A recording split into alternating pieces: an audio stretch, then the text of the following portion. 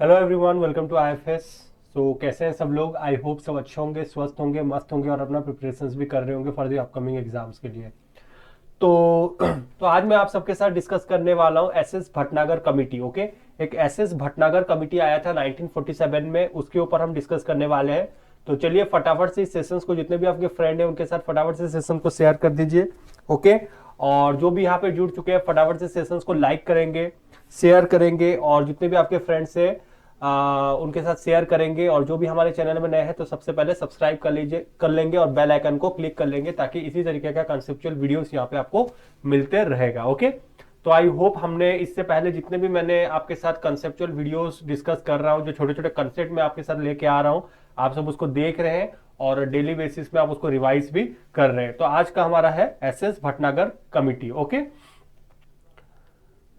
चलिए, तो सबसे पहले एसएस भटनागर कमिटी के बारे में पढ़ते हैं। तो सबसे पहले मैं यहां पे लिख लिख के आपको बताऊंगा, Bhatnagar committee. Okay, Bhatnagar committee. तो सबसे पहले आपको याद रखना ये आया कब था, ये क्वेश्चन आपको पूछे जा सकते हैं। 1947 में आया था भटनागर। ओके, भटनागर कब आया था? 1947 में आया था। इसका दूसरा नाम याद रखिए। अब इसका दूसरा नाम बहुत इंपॉर्टेंट है, ये आपको पूछ लिए जाएंगे। कहां पे पता है? मैच द फॉलोइंग में। तो इसको हम scientific scientific man scientific man power committee भी बोलते हैं। इसका दूसरा नाम क्या है? साइंटिफिक मैन पावर कमिटी भी इसका दूसरा नाम है, ये आपको याद रखना है। चेयरमैन का नाम याद रखना है, शांति स्वरूप भटनागर। शांति स्वरूप भटनागर इसका पूरा का पूरा नाम है। सेक्रेटरी थे ministry of education and educational adviser थे भारत सरकार के। 1947 में आया था। 1947 में आया था और इसका मेन काम क्या है? टू एसेस करना requirement of scientist, technologist, engineer and doctor. Okay, तो भटनागर कमिटी को मेन लेके आने का मेन रीजन यही था कि इवैल्यूएट करना कि भारत में कितना हमें और साइंटिस्ट की जरूरत है, टेक्नोलॉजिस्ट कितना दरकार है, कितना इंजीनियर्स की जरूरत है और डॉक्टर कितना ज्यादा जरूरत है। And to meet the need of economic and industrial development after independence. और उसके साथ साथ जो इकोनॉमिक और इंडस्ट्रियल डेवलपमेंट किस तरीके से हम आजाद भारत में करेंगे, उसके ऊपर भी ये फोकस कर रहा था। Committee assess the requirement of the technical manpower, ये कीवर्ड याद रखिए। टेक्निकल टेक्निकल मैन पावर के ऊपर ये फोकस कर रहा था। कितना टेक्निकल मैन पावर जरूरत है उसके ऊपर फोकस कर रहा था। इन डिफरेंट गवर्नमेंट सेक्टर, अभी इनका फोकस क्या था? डिफरेंट गवर्नमेंट सेक्टर में हमारा टेक्निकल पावर्स को लेके आना है फॉर अबाउट 10 ईयर्स। और डिमांड और सप्लाई कितना होना चाहिए? 4:1 में। Technical man power would be at a demand और सप्लाई कितना होना चाहिए? 4:1 में। This was the first ever scientific assessment of scientific man power need of the country in all aspect and served as an important policy document for the government to plan the post independent science and technology infrastructure। तो ये focus किसके ऊपर कर रहा था? Science and technology के field में ये फोकस कर रहा था। ये आप याद रखिए कीवर्ड, कौन से फील्ड में फोकस कर रहा था? साइंस के साथ साथ टेक्नोलॉजी के फील्ड में फोकस कर रहा था एसएस भटनागर कमिटी। क्लियर हुआ? अब मैं और एक बार इसको आपको रिवाइज कर दे रहा हूं, ध्यान से सुनिए। तो सबसे पहले आपको क्या याद रखना है? जो एसएस भटनागर कमिटी आया कब था? 1947 में आया था। एसएस भटनागर का पूरा नाम याद रखेंगे, शांति स्वरूप भटनागर। ओके, एस से याद रखिए शांति और एस से याद रखिए साइंटिफिक। ओके, तो साइंटिफिक मैन पावर कमिटी, इसका दूसरा नाम क्या है? साइंटिफिक मैन पावर कमिटी भी बोला जाता है। इनका मेन फोकस, इसको लेके आने का मेन रीजन ये था, ये एसेस करेगा कितना और ज्यादा साइंटिस्ट की जरूरत है, कितना ज्यादा टेक्नोलॉजिस्ट की जरूरत है, इंजीनियर्स का कितना ज्यादा जरूरत है और डॉक्टर्स का कितना ज्यादा जरूरत है। ओके, और उसके साथ साथ यहाँ पे जो इकोनॉमिक नीड्स हैं, जो इंडस्ट्रियल डेवलपमेंट किस तरीके से, इकोनॉमिक डेवलपमेंट के साथ साथ इंडस्ट्रियल डेवलपमेंट किस तरीके से करेंगे आजाद भारत में, उसके ऊपर ये प्रायोरिटी देता है, उसके ऊपर ये फोकस करता है। तो कमिटी, ये जो एसएस भटनागर कमिटी आया है, ये एसेस करता है, क्या एसेस करता है?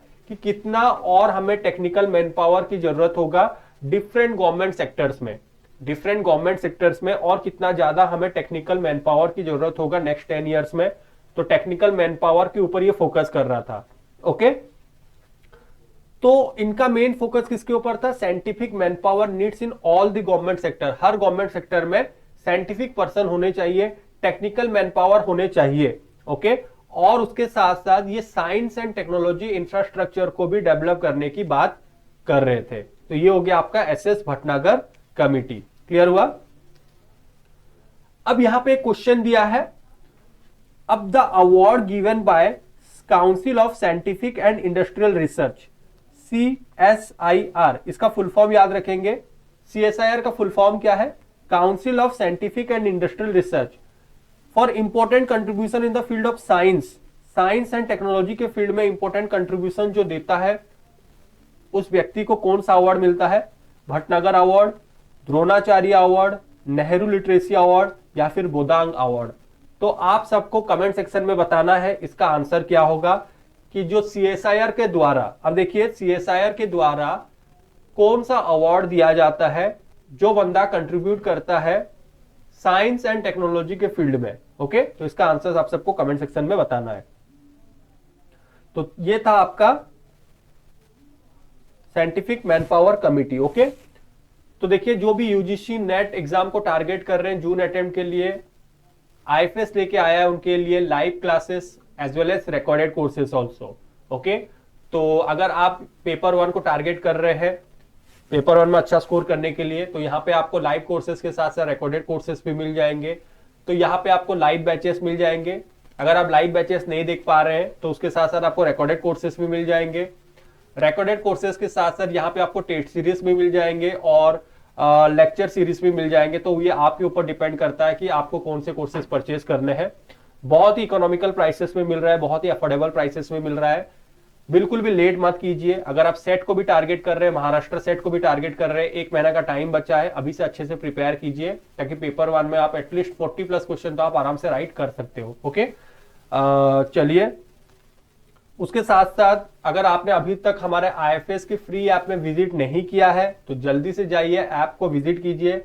सिंपली आपको क्या करना है, आपको विजिट करना है www.ifsonline.com में। यहां पे आप विजिट कर सकते हैं हमारे वेबसाइट में ifsonline.com में। फिर उसके बाद आपको UGC नेट सेक्शन में जाना है, वहां पे आपको हमारे फैकल्टीज के डेमो वीडियोस मिल जाएंगे, कंप्लीट इंफॉर्मेशन आपको एग्जाम्स के बारे में मिल जाएंगे, सिलेबस के बारे में कंप्लीट इंफॉर्मेशन मिल जाएंगे, लास्ट 2 ईयर्स के प्रीवियस ईयर क्वेश्चंस को भी आप सॉल्व कर सकते हो, कट ऑफ एनालिसिस कर सकते हो, और उसके साथ साथ फ्री सेक्शन में बहुत सारे क्वेश्चंस अपलोडेड है पेपर 1 के, वो सारे के सारे क्वेश्चंस को भी आप सॉल्व कर सकते हो। फ्री ऑफ कॉस्ट है, वहां पे कोई भी पैसा आपको चार्जेस नहीं है, कोई भी पैसा देने की जरूरत नहीं है। फ्री में आपको बहुत सारी चीजें मिल रही है। वहां पे मॉक टेस्ट भी आपके लिए अपलोडेड है, सारे के सारे मॉक टेस्ट को भी जाके वहां पे आप सॉल्व कर सकते हैं। ओके, तो ये हमारे कुछ टॉपर्स हैं, तो आप भी डेफिनेटली इस एग्जाम को क्लियर कर सकते हैं, क्लियर करेंगे डेफिनेटली, और यहाँ पे आपका भी चेहरा सबका आने वाला है। अगर आपने अभी तक IFS ऐप को डाउनलोड नहीं किया है तो गूगल प्ले स्टोर में जाइए और फ्री में IFS ऐप को डाउनलोड कीजिए। IFS ऐप को डाउनलोड करने के बाद आपको रजिस्ट्रेशन करना है। रजिस्ट्रेशन करने के बाद आपको मोबाइल नंबर फीड करना है, वहां पे फिर एक OTP आएगा, OTP के जरिए आप लॉगिन कर सकते हैं। लॉगिन करने के बाद आपको UGC नेट पेपर 1 के सेक्शन में जाना है, वहां पे आपके जितने भी फ्री के कंटेंट है, फ्री के सेक्शन है, सारे के सारे फ्री कंटेंट, फ्री सेक्शंस को आप फ्री में पढ़ाई कर सकते हैं। तो बिल्कुल भी लेट मत कीजिए। ओके, बहुत ही बढ़िया अपॉर्चुनिटी है और इस अपॉर्चुनिटी का ज्यादा से ज्यादा यूटिलाइज करने का कोशिश कीजिए। ओके, तो that's all from my side. Okay, तो अगर आपको कहीं पे कोई भी क्वेरी है, कहीं पे कुछ भी डाउट है, तो please feel free to ask me in the comment section. आप कमेंट सेक्शन में पूछ सकते हैं एंड डेफिनेटली जो मैंने क्वेश्चंस आपको दिया है उसका आंसर्स बताइए। ओके, एंड आई होप कि ये आपको पसंद आया होगा जो छोटे कंसेप्ट में आपको बता रहा हूं यहाँ पे। तो अगर आपको अच्छा लगा है तो डू लाइक। ओके, लाइक अगर आपने अभी तक नहीं किया है तो लाइक कीजिए, और अगर आपने अभी तक शेयर नहीं किया है तो शेयर कीजिए, अपने अपने व्हाट्सएप स्टेटस में लगा लीजिए, ताकि आपके साथ साथ आपके जितने भी फ्रेंड्स हैं उनको भी बेनिफिट्स हो सकेगा। और उसके साथ साथ अगर आप हमारे चैनल में नए हैं तो सबसे पहले सब्सक्राइब कर लीजिए, बेल आइकन को क्लिक कर लीजिए, ताकि इसी तरीके का इंफॉर्मेटिव वीडियोस यहाँ पे आप सबको मिलते रहेगा। ओके, तो चलिए फिर मुलाकात होगी आप सबके साथ with some new topic. Okay, till then पढ़ते रहिए, मेहनत करते रहिए, मोटिवेटेड रहिए, फोकस रहिए, and happy learning to all of you.